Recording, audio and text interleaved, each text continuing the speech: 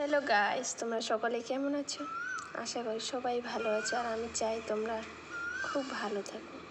আর আজকে আমি সেমাই রান্না করব। আর ঈদে সেমাই রান্না হয়েছিল, আবার খেতে মন চাইছে। আর ঈদের সেমাইটাই আছে এখনও, আরও 2বার হবে, তাই একবার রান্না করে নিচ্ছি আর একবার আর নেক্সট রান্না করে নিব, নাহলে আবার নষ্ট হয়ে যাবে, যেহেতু ওটাতে প্রচুর ঘি থাকে তাই। আর আমি দুধটা আর চিনিটা এখন গরম করে নিচ্ছি, নিয়ে এর মধ্যে আমি সাদা এলাচ অ্যাড করব। আর সাদা এলাচ অ্যাড করার পরে সেটা আমি এখন নাড়তেই থাকবো, যেহেতু একটু দুধটা ঘন হতে দিব। আর আপনারা কে কোথা থেকে আমার ভিডিওটা দেখছেন, প্লিজ আপনাদের একটু আমাকে হেল্প করবেন, সাবস্ক্রাইব করে দিবেন আর লাইক করবেন, কমেন্ট করবেন আপনারা কোথা থেকে দেখছেন।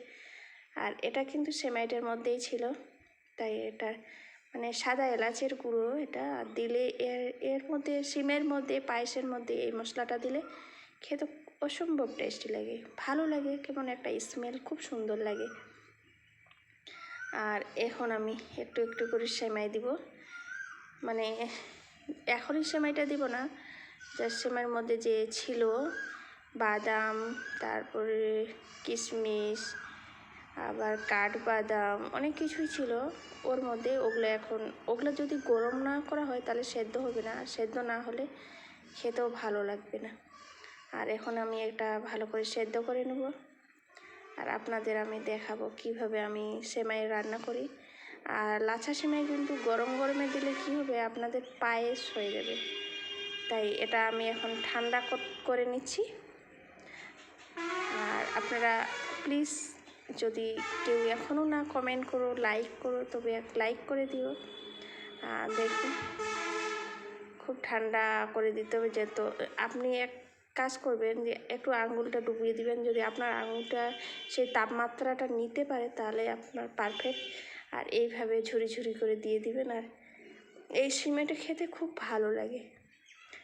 আর প্লেটে করে বাটিতে করে খেতে, মানে কোনো এক টাইম আপনারা বসে আছে তো খেতে খুব ভালো লাগে। আর আমাকে সিমাই কিন্তু মুড়ি দিয়েই খুব ভালো লাগে। আর আমার ফেভারিট মুড়ি, উত্তরবঙ্গের ফেভারিট মুড়ি।